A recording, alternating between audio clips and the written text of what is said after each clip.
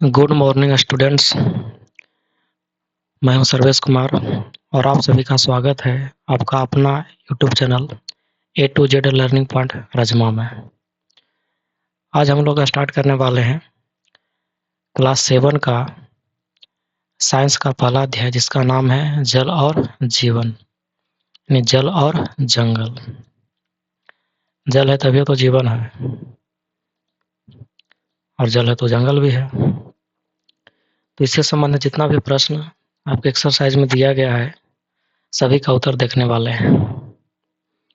ध्यान से वीडियो को देखिएगा। चलिए स्टार्ट करते हैं। पहला प्रश्न है कि निम्नलिखित कथन सत्य है अथवा असत्य। देखते हैं। पहला है कि वर्षा का जल चरम स्रोत है। वर्षा का जल चरम स्रोत है। अगर वर्षा नहीं होगा तो जल आएगा कहाँ से? तो सही बात है, वर्षा जल चरम स्रोत है, ये सत्य कथन है। दूसरा है कि नदियों का जल खेतों में सिंचाई का एकमात्र साधन है। तो गलत है। सिंचाई तो कई तरीका से होता है, भूमिगत जल से भी होता है, नदियों से भी होता है। पहले के ज़माना में कुआँ से भी होता था। जल की कमी की समस्या का सामना केवल ग्रामीण क्षेत्रों के निवासी करते हैं, जो कि बिल्कुल गलत है। कई जगह इसका सामना किया जाता है। शहरों में तो लाइन लगा करके जल को लिया जाता है, टोटियों से और कंटेनरों से। अगला है रिक्त स्थानों की पूर्ति करना है। भौम जल प्राप्त करने के लिए किसका इस्तेमाल करेंगे? कुआँ का, और साथ में हैंडपंप का इस्तेमाल करेंगे। तो इसका आंसर होगा कुआँ और हैंडपंप।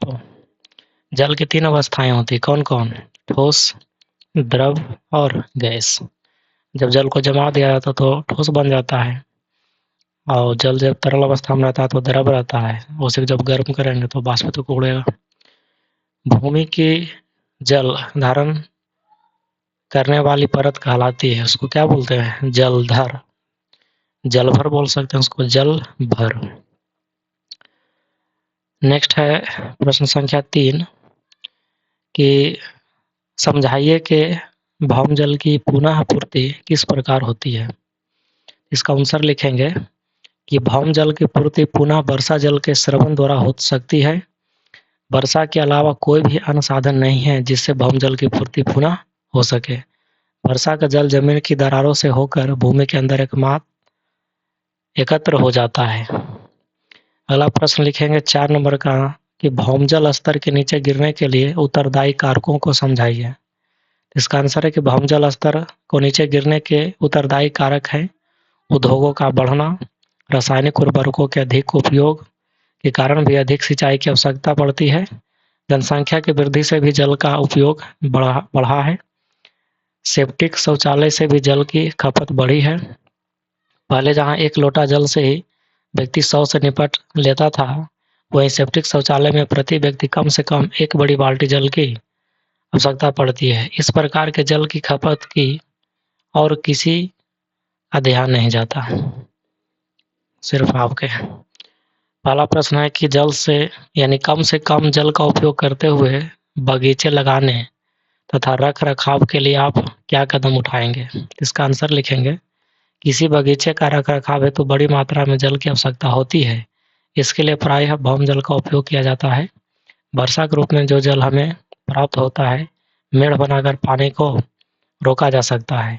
अपने बगीचे में जल का उपयोग मित विवेकता से करेंगे। यदि बहुत वर्षों तक वर्षा न हो तो हम भौम जल का उपयोग करेंगे, लेकिन उस तरह नहीं जिस तरह गेहूं के खेत या चाय के बागानों में करते हैं, क्योंकि बगीचों में पेड़ दूर दूर रहते हैं। अतः घड़े में पानी भरकर हर पेड़ की जड़ के पास उसे गिराएंगे। पेड़ के चारों ओर मड़ बना देंगे ताकि जल बर्बाद न हो। इस प्रकार हम भौजल का सदुपयोग करेंगे। ध्यान रहे कि पेड़ पौधे भी भौम जल को नीचे जाने से रोकते हैं। नेक्स्ट प्रश्न है, ऐसे 7 उत्पादों के नाम बताइए जो हम वनों से प्राप्त करते हैं। इसका आंसर लिखेंगे गोंद, लाह, मधु, औषधीय जड़ी बूटियां, रेशम के कीड़े, पत्तल बनाने के लिए पत्ते, कागज बनाने के लिए वृक्ष और बांस, धूप, चंदन तथा मसाले। 7वां प्रश्न है कि वनों में कुछ भी व्यर्थ नहीं होता है, क्यों? समझाइए। इसका आंसर लिखेंगे कि ह्यूमस की उपस्थिति यह सुनिश्चित करती है कि मृत पदार्थों, पादपों और जंतुओं के पोषक तत्व मृदा में निर्मुक्त होते रहते हैं। वहाँ से ये पोषक तत्व पुनः सजीव पादपों के मूलों द्वारा अवशोषित कर लिए जाते हैं और मृत जंतु गिद्धों, कौवों, गिद्धड़ों और कीटों का भोजन बन जाते हैं। इस प्रकार पोषक तत्वों का चक्र चलता रहता है, जिससे वन में कुछ भी व्यर्थ नहीं होता है। अगला प्रश्न देखते हैं। अपघटक किसे कहते हैं? ये वन एवं जीवों की वृद्धि में किस प्रकार सहायक है? इसका आंसर लिखेंगे। पादपों और जंतुओं के मृत शरीर को ह्यूमस में परिवर्तित करने वाले सूक्ष्मजीव अपघटक कहलाते हैं। जीवाणु, कवक तथा फफूंदी ये 2 अपघटक के नाम हो सकते हैं। वनों में मृत पादपों और जंतुओं के पोषक तत्व मृदा में निर्मुक्त करते रहते हैं।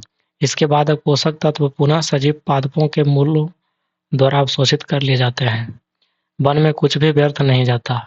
मृत जंतु गिद्धों, कौवों, गिद्धड़ों और कीटों का भोजन बन जाते हैं और इस प्रकार वनों में पोषक तत्वों का चक्र लगातार चलता रहता है। अगला प्रश्न है 9 नंबर। ऑक्सीजन और कार्बन डाइऑक्साइड का संतुलन बनाए रखने में वनों के योगदान को समझाइए। इसका आंसर लिखेंगे। पादप प्रकाश संश्लेषण के प्रक्रम द्वारा कार्बन डाइऑक्साइड को ग्रहण करते हैं और ऑक्सीजन निर्मुक्त करते हैं। इस प्रकार वे वायुमंडल में ऑक्सीजन और कार्बन डाइऑक्साइड के संतुलन को बनाए रखने में अपना योगदान देते हैं। आखिरी प्रश्न है कि रिक्त स्थानों की पूर्ति करें। इसमें है कि कीट, मधुमक्खियां और पक्षी पुष्पी पादपों के डोडोट में सहायता करते थे। किसमें? तो परागन में सहायता करते। इसका आंसर क्या होगा? परागन। दूसरा है ख में कि वन शुद्ध करते हैं। किसको? जल को भी शुद्ध करते हैं और हवा को भी शुद्ध करते हैं। वन में क्षयमान पत्तियां और जंतु पोषक तत्व को समृद्ध करते हैं। यहाँ पर भरा जाएगा पोषक तत्व। लास्ट है कि सूक्ष्म जीवों द्वारा मृत पादपों पर क्रिया से क्या बनता है? तो ह्यूमस बनता है। क्या बनता है? ह्यूमस। तो इस प्रकार पहला अध्याय समाप्त होता है। इसको आप कॉपी पर उतार के याद कर सकते हैं या फिर वीडियो को पॉज करके भी उतार सकते हैं। आशा करते हैं इस वीडियो से आपको बहुत लाभ हुआ होगा। ऐसे वीडियो को देखने के लिए आप इस चैनल को सब्सक्राइब कर सकते हैं। वीडियो अगर पसंद आए तो लाइक कर सकते हैं। वीडियो को दोस्तों के साथ, सहपाठियों के साथ भेज सकते हैं, सेंड कर सकते हैं ताकि उनको भी लाभ मिले। इसी तरह इस चैनल पर नए नए वीडियो आते रहेंगे। तो मिलते हैं नेक्स्ट वीडियो में। तब तक के लिए अपना ख्याल रखें, स्वस्थ रहें, मस्त रहें, अपने आप में व्यस्त रहें। धन्यवाद।